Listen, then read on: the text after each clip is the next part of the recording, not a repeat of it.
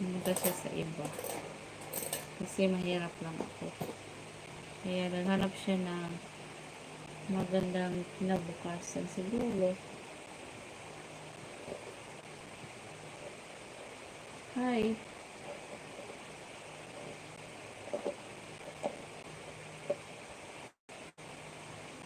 Mm.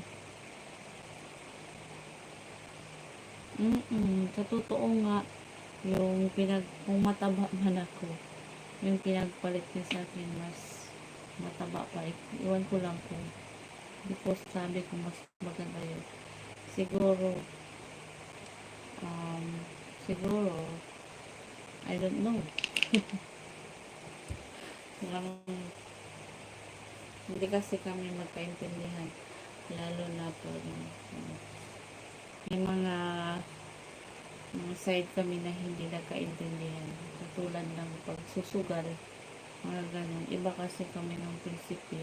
Pero umabot kami ng 11 years. Ayoko sanang paulit-ulit na balikan yung mga nangyari. Pero paulit-ulit pa rin tinatanong ng mga viewers. Pero okay lang. Kasi nakalimutan ko yung 3 years ago. And then, babalik kasi may nagtatanong kung nasaan yung partner ko. Anak. Hi, Carlos Star. Hello. Kaya bumabalik. Natanong nyo kasi. Ang tagal nito. 11 years. 7 years kami nung nagkaanak. Tapos pag dating ng 4 years o mag 4 years old ng anak ko, saka lang kami naghiwalay. 7 years kami together, saka ako nabuntis. Then umabot ng 4 years, bali mag 11 years doon. Na-decision siya na iwanan kami ng anak ko. Ano na kasimple.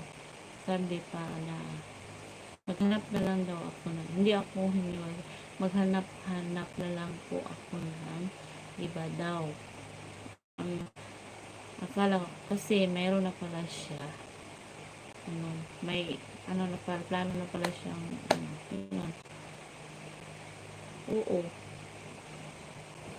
Kasi nung nag-live-in kami 2013, nag-start kami nag-live-in 2010, tapos 2012 nabuntis si Akech.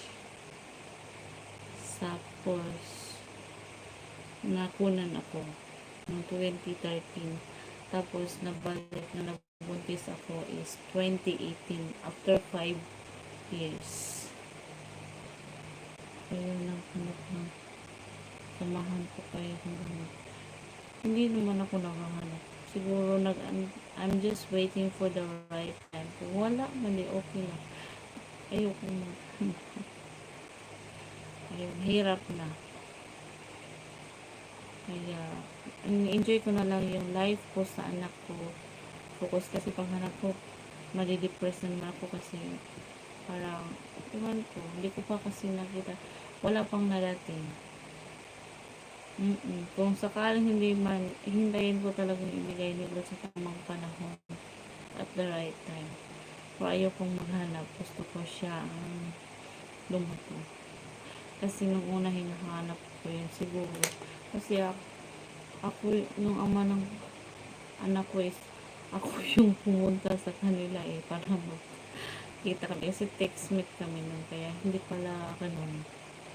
Pero, sino bang mag-akala na umabot kayo ng 11 years tapos naghiwalay pa kayo, diba?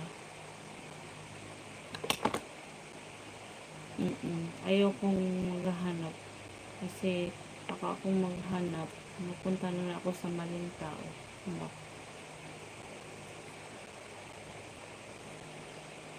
Ganun, pero iba kasi ako. Iwan ko sa sarili ko. Basta ngayon, happy lang ako kasama ng anak ko. Kasama sa pag-vlog ko. Iwan ko. Hindi ko na siguro yung sex life ko. Wala na ako sa ganyan. Nasasaktan lang ako Ang dali ko kasi ma-inlove.